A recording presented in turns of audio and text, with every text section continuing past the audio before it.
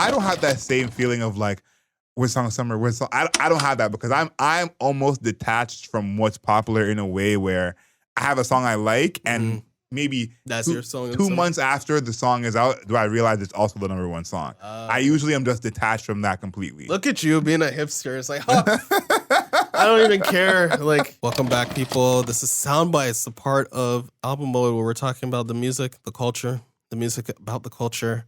I'm here with Adriel Smiley, aka the Adriel Smiley, aka Adriel Smiley Official, aka Mr. Smiley. How are you doing, Adriel? We're back. I'm gonna call an audible because this is actually breaking news as we're recording the pod. Oh, okay. And you have the choice puts at the top of the show, at the bottom of the show. Okay. Tina Turner just passed at the age of 83. Do you want to make that the top of the show? We talk about Tina. Wow. Or the bottom of the show? We talk about Tina. We could do it now. We could do a brief thing. And we're also here with our producer. Patient Zero, aka Chris. AKA Chris. There you go. Tina Turner. Wow, that is crazy. Yeah. Legend. I'm a little. It's kind of like her story is actually like kind of a little bit of a tragic one. Very. But I guess we should just all celebrate the life of Tina Turner, the incredible music that she made. Just a beautiful songstress. Like her singing ability is like A1. You know? So shout out to her. Rest in peace. Rest in power. Rest in power, Sister Turner. And let's on your way home, or if you're listening to this, just like throw on some Tina Turner, I guess, after listening to the pod. That's really fucking sad. I didn't realize that this happened. Yeah, it literally just came across my screen. Oh wow. When I think about Tina Turner, I just think about a different time in pop music. When things were just so different. And it's like there has not really been a Tina Turner since Tina Turner. I think some people, like my mom would say Whitney is Tina Turner-esque. Also people like Diana Ross put in that group with Tina Turner. But if you think about the pop stars of today, especially the black women, there is really no Tina Turner right now. And I think it's so interesting how things have changed. Obviously, her story is pretty tragic. Yeah. And it is unfortunate that we hear a Tina Turner reference. And you think of the background with Ike Turner. That's unfortunate. That every other line you hear something like that. But obviously, she's just a legend in our culture. And I do hope that people see someone like Tina and take it as a lesson of what to do. In terms of seeing where she went wrong, how big she was, the control she had on the game at one point. Because which black woman is like the Tina Whitney of today? Like Beyonce would be the person you think of, but Beyonce is definitely not any of those people. Right. So I know I just think it's a different era. Yeah, and it's just like it's an example of like how easily things can get destabilized as an artist. Yep. Meet the wrong person, ingesting the wrong substances. Yep. And that could just be the end of it. Or it can be a part of it, but then it becomes like this like anchor that you're carrying around everywhere. You know what it really makes me think of how different times have changed, because that obviously was like people obviously do drugs now. Let's not get it twisted, but that era of drugs was so different, and it wasn't just music that was affected. Think about how people in the NBA were affected. It's like, and it's like again, people do drugs now, but to think about that was a time when it really would like destroy someone's whole career. Yeah. And it was almost normal. Like I think about now if there was every other week, like how normal it is that rappers are getting shot at, which is crazy. That was almost like how it was where some artists would miss, half their tour because they were too high or had to cancel this show because, so crazy time. But let's move forward to something positive. Yeah. The song of the summer, because there is no song of the summer. And when you brought this up, I'm almost detached from what's popular in a way where I have a song I like and maybe that's your song. 2 months after the song is out, do I realize it's also the number one song? I usually am just detached from that completely. Look at you being a hipster. It's like, I don't even care. Like, people are thinking about this is supposed to be cool. I only like it ironically. Like, I was already here before everybody else. The only reason I like it now is because everybody else. I mean, I loved it.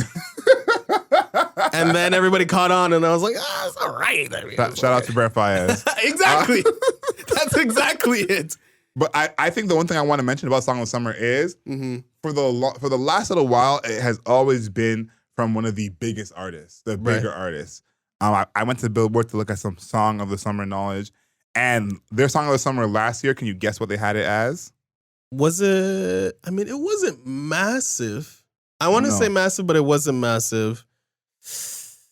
Stay was a couple years ago. Yep.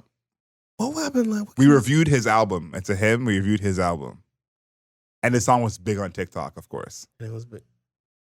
Brent Fire? Was it Brent Fires? No, As It Was, Harry Styles. Oh, yeah. They also mentioned About Damn Time, Lizzo, and Jack Harlow's First Class. And then in there as well, Future's Wait For You and Running Up That Hill by Kate Bush. Oh, yeah. That was huge. Stranger Things. And it's like, you know, for all four of those are from the biggest artists. Lizzo, Jack Harlow, Drake, Future, and Harry Styles. So maybe that's what we're waiting for. Maybe what we're waiting for is for some big artists to finally put some music out, and maybe we'll get it. The word is that Travis Scott is coming in June. Utopia.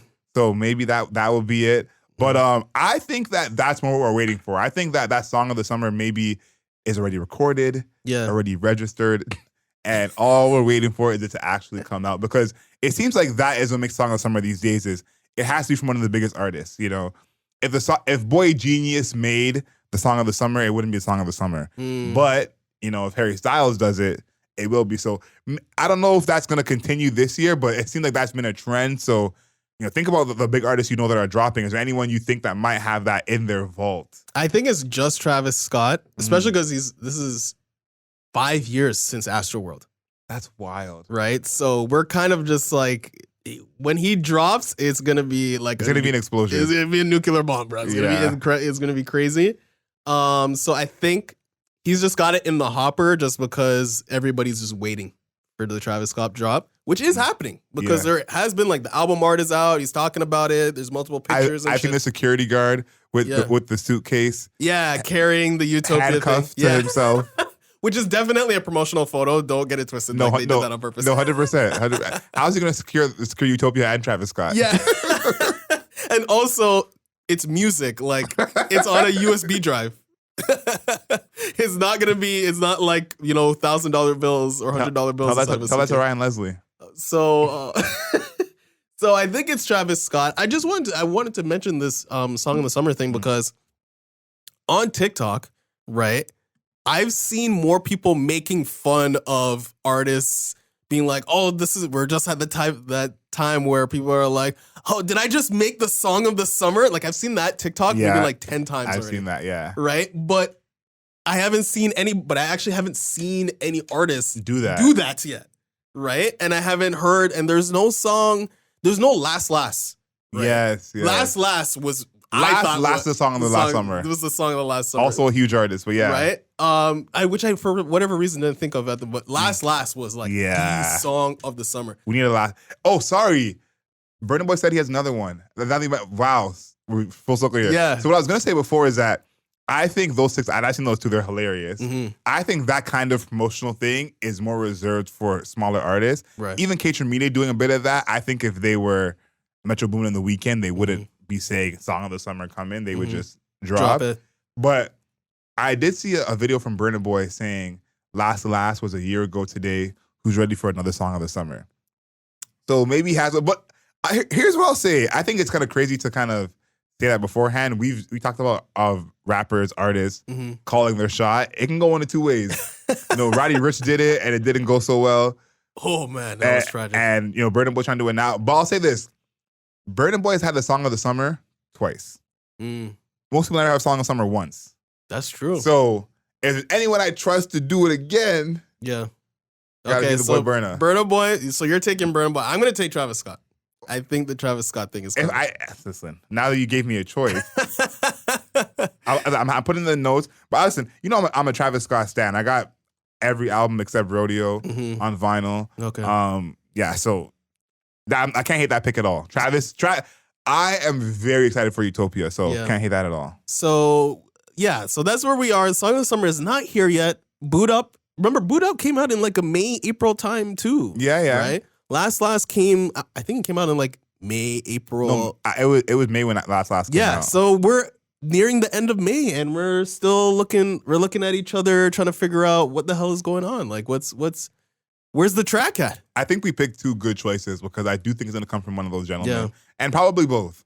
If we're being honest, probably both. Like, Travis Scott will have one, Brandon Boy will have another. Yeah, and they'll be dueling back and forth. Yeah, so I think that's a good one. Yeah. Let's move on to some man who I think has never had the song of the summer. Kid Cudi. You have in here that Twitter was clowning him. Unfortunately, I missed the clowning. I wish I was on Twitter for when that was happening. All I saw was the aftermath of it. The song Flex. Yeah. What did you think of it? Were you agreeing with Twitter that he should keep it? I think it's not good. I thought it was like very not good. So I was very much on the side of Twitter where I'm like, you don't need to drop this. It's a trap. First of all, it's extinguished. It is. You cannot find that on the internet anywhere. Wiped. Right? He had like a full tweet. There was like he shot a music video for it. Because there was like video of him like dancing to it, lights in the background and stuff like that. There's a snippet of it on Instagram that you can kind of find now. But there was a whole ass Twitter video and everything. Him dancing to it, everything. Yeah. Right? That's gone. Right? And now in its place is him with a tweet saying that, I heard what everybody has to say and I'm pivoting. All right? This is, thank you everybody for being there for me. And I'm like, bruh. This is the plus side of the internet because in the time before when it was a CD era, that video would have premiered after, Amazing Race. After Amazing. Or something like that. It would have premiered after Fear Factor. And there would have been no snippet anything. Yeah. And everyone would have just hated it all at the same time. And so this is, the privilege of the internet where you can have all your assets ready, you're ready to drop. Say, get a temperature check, and everyone goes cold, very cold, ice cold. I actually like that he did this because I think that someone like Kid Cudi, who's already a legend, you can only hear your legacy at this point. That's the thing. That's true. A lot of people we review are on their way up in their career, like someone like Jack Harlow or Pink Pantheress. Right now, if they kind of mess up, their career is early enough that they can come back from it. Yeah. Someone like Kid Cudi. Right, he can't do much more to kind of cement his status. He's already cemented. All he can do now is hurt it. So a song like Flex, we didn't need that circle in the internet, Yeah. We didn't need that. So I actually like that he, listened to his fans. My only thing is his next single that he does drop, he only got one chance. Yeah. So it's very susceptible. I would say right now he's in a very precarious position. For sure. Right? Where if he drops something, even if it's like mid, people are going to be like, trash. This guy has lost it. He has no idea what he's doing anymore. Did you hear the Rock album? Like he's doing rock and then now he's doing this. Like he has no idea what he's on the precipice of that. It's got to be medium good to very good to great, obviously. I'm very confused as to what direction he's trying to take it. And you mentioned he wants to do a rock album. He wants to do a rock album. He's from Cleveland. No, I know. Right? That's where the Rock Hall of Fame is. So he likes rock music, obviously, or he wouldn't have done, what is it, Speeding Bullet to Heaven, where he's doing the Matrix that we were talking about. That's what I just can't understand. Like, he has so many connections and ties to rock that he could just have it done properly. That I just, beside the point, his last album was actually decent. I didn't hate his last project, the one that we reviewed. And I think that's the direction he should remain in because I don't need another Speeding Bullet to Heaven. I'm sorry. We don't need another one of those. So to me, I think as long as the single is not similar to Flex or similar to Speeding Bullet to Heaven, as long as it's not in that direction, I'm okay with it. Yeah, I think he's Kid Cudi's in a weird position where he is an artist that is extremely influential, right? But he's struggling with what to do after the influence that he created is bigger than him. Like, so much larger than him. And there's actually even an artist that kind of took what he was doing and is doing it bigger. We're talking about Travis Scott. 100%. Right? Like, he's living in the shadow of something he created, basically. And I think he's really struggling with that. you brought up a great point because if you talk about how we talked about Travis Scott not even 5 minutes ago, Yeah. and how we're talking about Kid Cudi, and Travis Scott's name is Travis Scott because of Kid Cudi. Yeah, exactly. So it's like what you said is 100% correct. Is like he doesn't even know what to do in this arena where his direct children are thriving. So yeah, it's crazy, but ultimately here's my thing. I do agree with you. He's in a precarious position. If this next song sucks, you're gonna be hearing about it on Soundbites. Yeah. We're definitely gonna be covering talking about it. We'll be on the case. He is borderline. I don't want to say Chance the Rapper zone, but he is. He's not close to that. Okay, we're going too far. We're going too far. Yeah, we're going way too far. Chance the Rapper. Chance is like gone, by the way. Chance is like not coming back. You know what song came on Shuffle today? Hot water.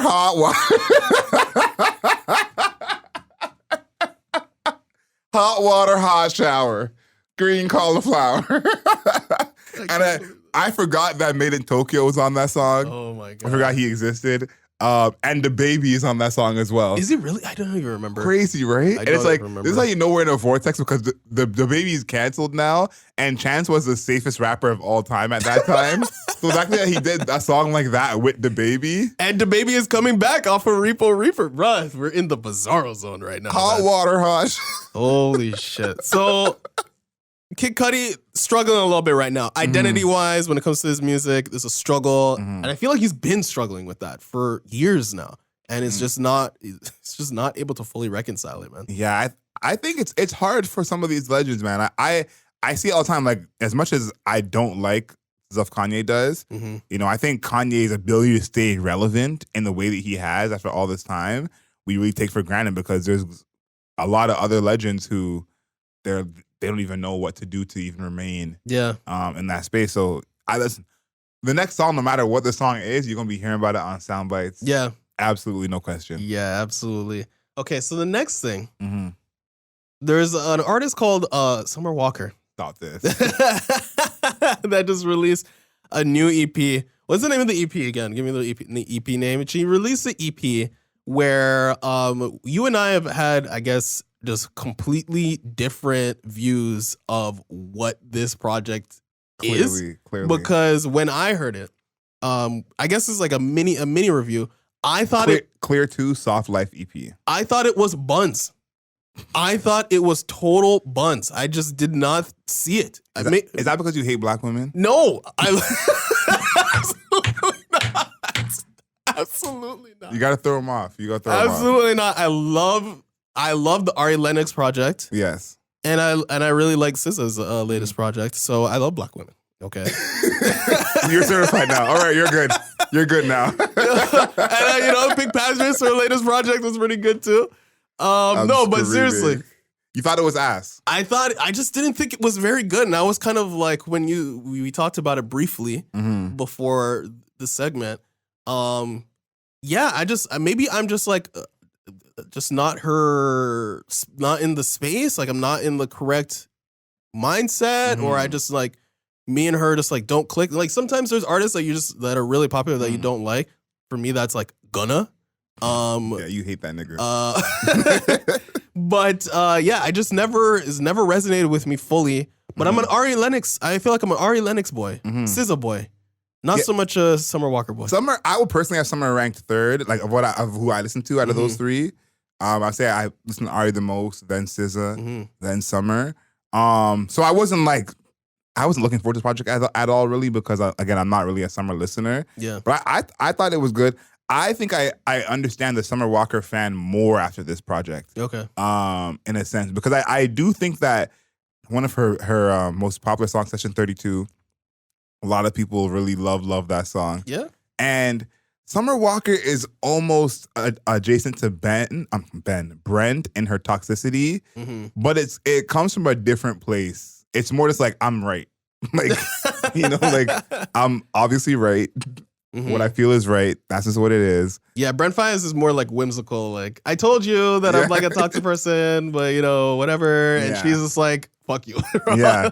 I do like, one thing I do like about Summer Walker, because I actually like went back to look. I did like the other EP that she did with the song White Tea on it.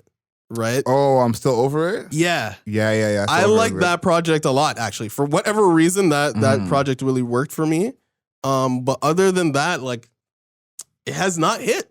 It has not hit for me. Yeah, Summer, I think, is out of the big three, and on the intro, J. Cole mentions them as the big three, SZA, Ari, and Summer. Yeah. Which I love Ari getting in that big three, because sales-wise, I would say she's very far behind. But music is the best, though. Yeah, I agree with that as well.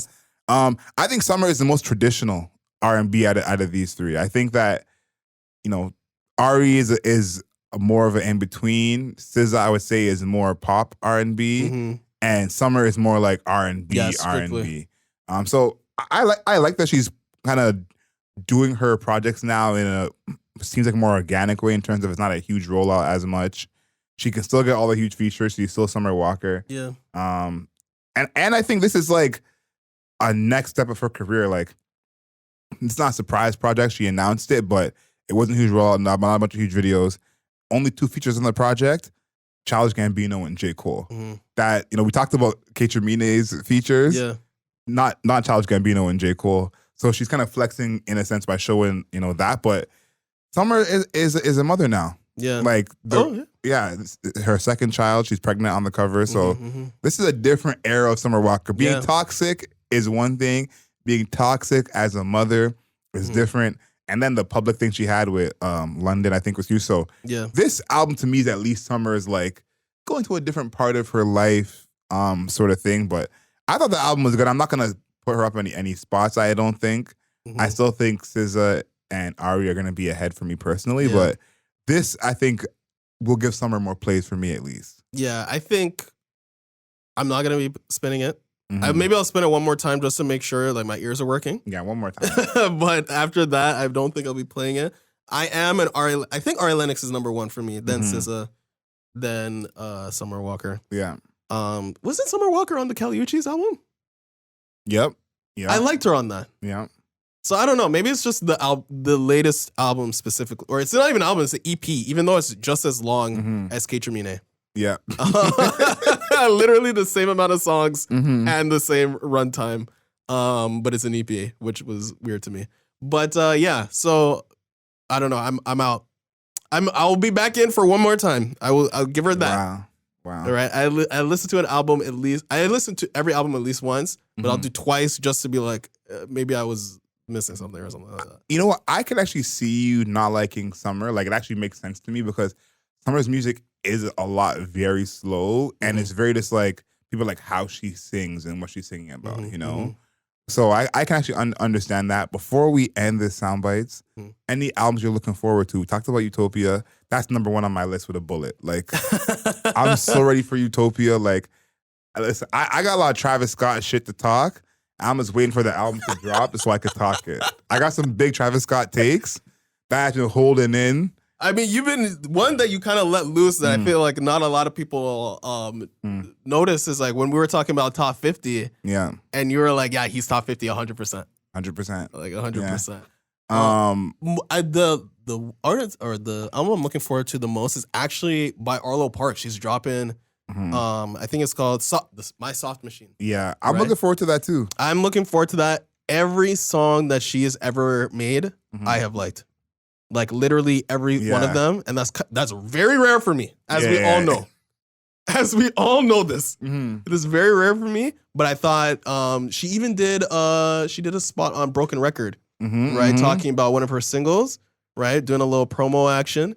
But I've loved all of her music, all of the singles that came out, even the one that she did, like the Spotify single too. Like that one a lot. I'm liking everything, bro. Their last few singles. Yeah. Have been really good. The one with Phoebe Bridgers. Yeah. Weightless, I like a lot. Blades, I like a lot. Yeah, everything. And I think we gave their last project a 9. It was high. It was very high. It was very high. I have the record too. I have it like in a crazy color, like red or something like that. Damn. So yeah, Arlo Parks. It's coming out next week, I believe. Yeah, I think so. So we'll be reviewing it. Yes. And I'm going to be very, very excited for that shit. We've had a really good run of albums so far in 2023, so I'm excited for what we have in store. We're coming up on the halfway mark. Next week or so is going to be us getting close to the halfway mark. So our halfway point podcasts are coming soon. Oh, yeah. I'm excited for that. So I think this is the time that we should start letting people know to start setting up some projects. I love everyone on TikTok sending us albums to listen to. We found some real gems that way. Yep. But send us some more products to listen to, because we do this thing at the half winner every year, our top albums of the year so far. And that can include albums that we did not review. Correct. So if you have an album that we didn't review that you think is bomb as shit, please get in the comments, send it in to us, find us on Instagram, on Twitter, because I'm excited for this halfway point albums. I think we might have like all albums that are like might make it to the end. Yeah. Because we've had times where albums are at the front of the year and then we get to the end and they fall off. Yeah. This year is looking real strong. Here's one thing that I want to ask for qualification. Yeah. Am I able to, remember the Drake album that I sent you, the one by Forgotten? Am I able to include this on my list? Because you're going to put it number one. I don't know if it's number one, but let's say it's on the list and it's very strong. See, very strong. I guess like in a sense, I got to say yes, you can, because I did include an album that was not on streaming at one point in time. And it was only 3 songs. Yeah, I remember that. The Brent Fayez joint. Yep. I think that was a great inclusion because not Paper Soldier. What's the Price of Fame was on that? Price of Fame, yeah. And we saw what Price of Fame did. Yeah. So I guess the answer is yes. Let's go. Yes to include it. Sweet. Very interesting. I'm happy. I think you should make a TikTok about this album. Yeah, me too. Because I think that it's incredible. Like, I think if Drake really made that album, we would literally never stop talking about it. Right. We would just never stop talking about it. The fair trade, when the way the producer's name is Forgotten. Yeah. Right. And he took this Drake verses and like Drake production, like songs, and like remixed them, redid them, took even verses from like My Left Hand, that song Left Hand, that's included in like just like wait, you mean Right Hand? Right Hand, sorry, right hand. Oh, that's a diss. Yeah, no, Right Hand is also included on it. So there's a lot of just like verses that you probably haven't heard before, verses you have heard before, flipped. Just some features, J. Cole feature. That's really awesome. It's just awesome. It's just incredible. I'm happy I'm getting to include it. That does change up my list. My list is looking a little bit different now because I get to include it. Crazy. But yeah, so this is the end of Soundbites. Thank you everybody for listening. Make sure you're following us on Instagram at Album Mode, TikTok at Album Mode, Twitter at Album Mode. And then also don't forget to rate, comment, and subscribe. We're on YouTube, people. If you're listening to this and have not seen our faces, just check out at Album Mode on YouTube. And you'll be able to see what Adriel and I look like. Get to see the outfits, the fit check. Fit check. I try to make sure that I actually wear something good when we're recording. I also make sure the hair is like coiffed. Yeah. Make sure that it all looks good when I'm showing up. I even go to the barber before I come, bro. We record usually on Tuesdays, Wednesdays. And I'm like, Monday, barber. Have to. So if you want to see everything that's happening instead of just hearing, Album Mode on YouTube. Thank you everybody for showing up today, listening today, watching today, and make sure you know yourself and know your worth. Later days.